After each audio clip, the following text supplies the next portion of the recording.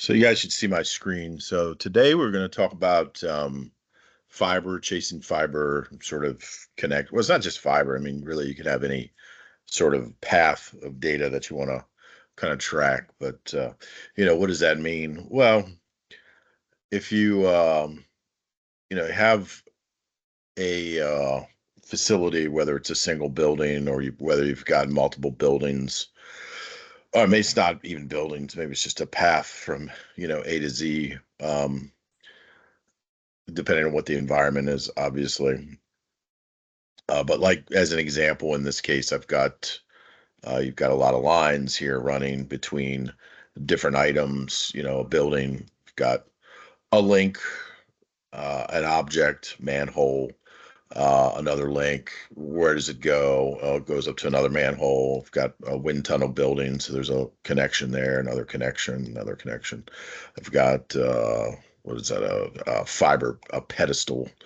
So if we're doing splice, a vault, you can jump into the vault and see different pieces of equipment. But you know, one of the things that we run into with folks, customers and just people we talk to in general, is usually they're using something to help them document pieces of the network or the whole network, but it may not be able to kind of give you maybe a report or at least a view of information or data that you want to see having to do with the network.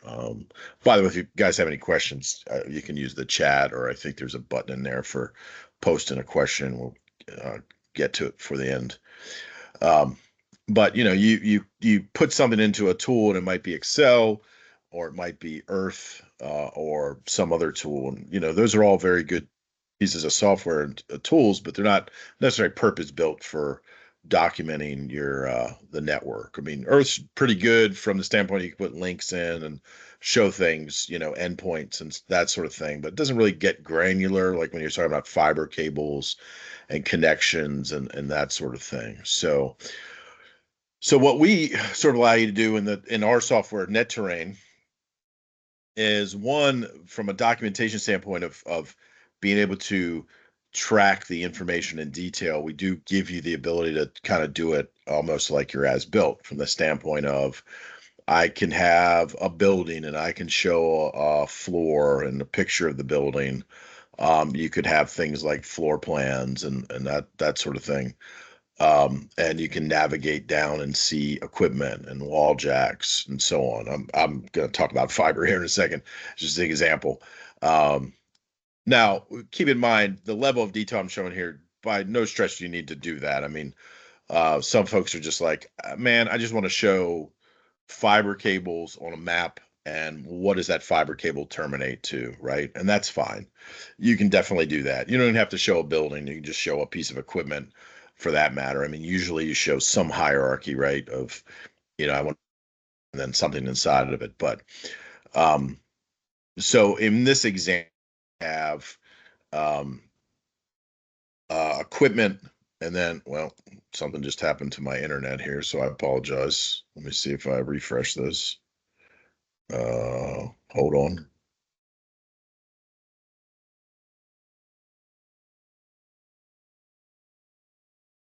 Seem to have a little hiccup going on here. All right, I think I'm back.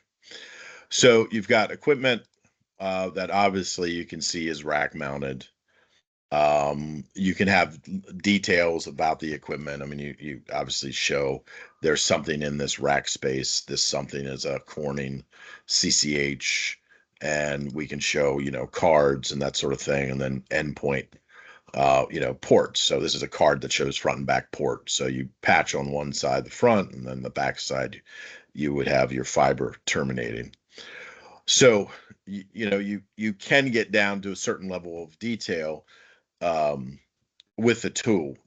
This is more common, certainly if you're tracking like fiber cables and strands, you want to know where the strands are terminated. If you wanted to stay more high level, maybe you didn't really care about the strand endpoints, you could certainly document just either a conduit pathway or fiber cable and just show, the 2 points it connects to, kind of thing. So it's kind of up to you. But when you are looking at tools, I mean, especially if you're trying to move away from Excel or Earth, it's nice to be able to, if you can or if you want to, kind of get down to a certain level of detail. Again, you kind of control that in our tool and how you want to do things. But with all that said, going back to sort of the premise of this is how do we track or generate a diagram where we can actually see more than just, oh, I've got something connected to a port, like you might in a spreadsheet where it says, oh, I've got a link connected to this port. Oh, I got to go track it on the other side, kind of thing. You want to make that a little bit easier in your life, right? So for us, we have kind of two tools in the tool. We've got something called the CLR. We call that the circuit layout record. I just call it sort of the physical path diagram. It lets you track or traverse the path or the connections. So, for instance, and I know this little dystopian when you first look at this, you're like, oh, this is kind of strange, but there is some method to this madness here, which is what you're really ultimately looking at is hierarchy versus physical path. So going back to again tracking something like a fiber path or connections. It doesn't have to be just fiber connections in this particular view. This could just be Ethernet cables, traversing different floors in the building. But this particular diagram is showing a port, which is basically where I started. The port, which is part of this card, I can zoom in on that inside this chassis. And they're like, well, what's this stuff to the right? Well, this is also a chassis, in this case, patch panel with a card, and it has two ports because it has a front and back and a cross connect. But both of these are contained in this particular rack. So that's why it kind of drops down and then kind of branches out, sort of that tree, because it's showing you and telling you that I've got a hierarchy, building, floor, rack, and so on. And then I've got equipment that are both in this particular rack. But then it also will show you, oh, I've got a port down here. Oh, look, there's a cable. It's actually a strand off of this 24 12-strand fiber cable, which terminates between these two. So I won't spend too much time on this, but this is allows you to visually see the path. So if somebody says, hey, we're having an outage or there was a fire or some break in a line somewhere, you could go and investigate based on your documentation and go, oh, let's see what happened. Let's understand what's going to be impacted. And this is one way to kind of understand and see what path you have. There's reports and other things you can generate as well. You don't have to do like single, run these one at a time kind of thing. So it's just a way for you to see that. Now, that particular diagram would call that CLR. That can be turned into what we refer to as a defined circuit. And a defined circuit, if I go over to my full circuit list here, a defined circuit is something that is named and you have selected to be part of that circuit, to make or create that circuit. You have selected certain things like devices, cables, strands, connections. They make up that circuit. So as an example, I've got one here called Brendan to Wind Tunnel. When you name it, we can always change the name. I have a comments field if I wanted to add some additional comments. But on the left, this particular circuit, if I click on it, this CLR, this is a block circuit. This is a named, defined circuit with a path. And in the top left, you'll see it's got the name and again, comments field. It says map, view, swim lane, CLR, and bomb, and I'll talk about those in a second. But if we look at the circuit itself, you can see at the top it's named. You can see one of the starting points, in this case, the wind tunnel building. You can see some manholes, and then the other endpoint, which in this case is the building, the Brendan building. But if I kind of zoom in down here, it says wind tunnel. I got a little overlap. You can actually change the font size so things fit a little nicer. But it tells you that this is representing the wind tunnel building, the rectangle. It tells you the room, the device, and the ports. So it tells you the rack, the device, and the ports. So it shows me the two ports that are in use in this particular circuit. And it's going to show me the two strands that are in use by this circuit. and it tells me what fiber cable those strands are coming out of, in this case, the 24 strand. And then it shows you what you're connected to. Oh, I've got a connection here to a CommScope FOSC 450. And then I've got a card inside that device with 2 ports that are in use, and these would be the 2 ports. And then there's that CommScope device as well. Again, and these are in the manhole paint branch stadium. So it just keeps going the path end to end. But this is named. It's basically saved in the system. And then once that circuit is created, those strands are committed to this circuit. So they would not be used again by or in another circuit. So it's a feature of netTerrain. So if you do need to track circuits, have them named, and so on, you can set that up and do that. And you can always go back and see your list. You can also, on the left-hand side, you can click view for this circuit. And if it's a map level circuit, because you can have circuits that are not just map level, they could be inside a building. But if they're map level, it'll show you on the map, like, hey, where is that circuit path? In this case, it's between these buildings and it's traversing these different pathways or conduits, as the case may be. So you can have it show you at map level, hey, here's the information. So, but that would be basically define the circuit. Also within the tool, another nice feature, something folks use, don't have to, but it is there also to help you determine pathways or circuits that you might want to create, which it's an algorithm. We call it the ACRA.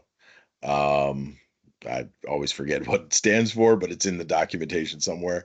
But if I go over to circuits and I say I want to create a new circuit, there it is, automated circuit routing algorithm. So if I have 2 points on the map, I can say, oh, these 2 buildings, I have data in the system and so on. I want to create a path between those 2. I can click, and it highlights the 2 pathways. And from that, I can then choose strands or use the existing strands it selects and have it determine that circuit that I might want to use. And then again, choose, the north or the south as far as what pathway it's going to take. And then you can either you can also set things up where you have redundant paths, so it can give you both paths at the same time, which this is kind of really what that's doing. You can choose to create a circuit, what we refer to as the edge to edge or end to end. Edge to edge is really the 2 endpoints of your fiber cable runs. So it's usually patch panel to patch panel kind of thing. And then end to end would be more like, oh, I want to go into the building, into the end of the patch panel, but then jump another hop into like a switch or a router. The system can see if there's a pathway that way, or if it needs to, it can do a patch for you too. So again, that would create a defined circuit for you as well. And it would be named just like in the list that I was basically showing before. So I'm going to stop and just check and see if there was any questions that I need to answer. So also, I think the polling questions, I think, are up. So if you guys could check those. But yeah, I don't see any questions. Let me just check the chat because sometimes it's in there. Yeah. Polling questions are live. Yeah. Okay. Have the opportunity to answer those. Yeah, I think they're in the chat area. You can go and click on the polling questions. So Yep. they were pretty straightforward. I mean, one is just how you currently do the documentation. Is it through one of these tools, spreadsheets, Google Earth, pen and paper? That's always good. Spreadsheets, that kind of stuff. Then the following fiber headaches, planning capacity. I didn't really talk about capacities and things like that, but those are things you can also see as well in our tool, as you can click, and on the left-hand side, we can see fill percentages and conduit capacity and kind of where you are. We do allow you to create relationships between things like your conduit and the fiber cables that are in them, which allows you to go in and what we call bundle. You can see a list, for instance, this is conduit, and it gives you a list of all the fiber cables that are inside that conduit. So you can do that too. So just a way to report. Now, of course, there's always the question of, this is great. You can do all these wonderful things, but how are you going to get data into the system, right? How are you going to track or get all the fiber and cables and strands and things like that into here? So there's different ways, mechanisms for bringing data into NetTerrain. We have different tools, different import mechanisms. Excel is, of course, a pretty big one where you can sort of mass or bulk import data into your system. We do have what we call connectors. We have a tool called the under utilities called the collector, and this is something you'd install, and it allows you to basically run a scan. You can do like an SNMP discovery. You can connect to other data sources, SolarWinds, ServiceNow, just other things that are out there you might have data in. But ultimately, I mean, if you're tracking your fiber in a spreadsheet or Earth, you can definitely take advantage of that data because with Earth, you can do a KMZ import from that data into NetTerrain. With Excel, you can do the bulk import, Excel spreadsheet import. With other ways, like I said, SNMP and connecting to other data sources. Now, with that said,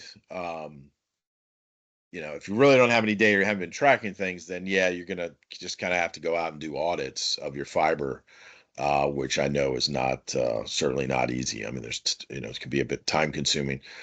So to go out and jump down inside manholes and inventory the equipment that's in the manholes, or go down and check splice trays and what are all the connections we have on our splice trays and what's the fiber that's in there and how are things connected? Because I mean, ultimately, what you're trying to get to is the fact that you can click on a fiber cable and see, that's what this is showing, basically see all the connections, all the port to port connections for a given strand. This is showing a strand, strand one, strand two, strand three, all the strands for a 72 strand fiber cable, and where those strands connect port to port, within the devices, within cards, whatever it happens to be. But so it's not, if you have no data and you're kind of starting from scratch, it's something you sort of build up over time. But we're pretty, with respect to like licensing, you can start small, with our smallest package and kind of work your way up as you document things sort of more and more down the road. So you don't have to start off sort of trying to bite off, everything at once, which you don't want to do anyway. It's just a lot of work there. But if you do have data, we can definitely mass import and try to make things a little easier on you as far as getting started with the solution. So anyway, with that said, see if there's any other questions. And give me one second. I'm always trying to poke around these things here.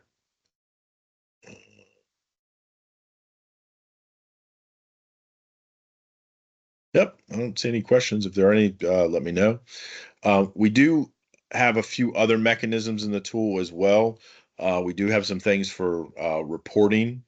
So I want to talk a little bit about that so you can kind of see just some different data points. So when you do have data in the system, how you can take advantage of.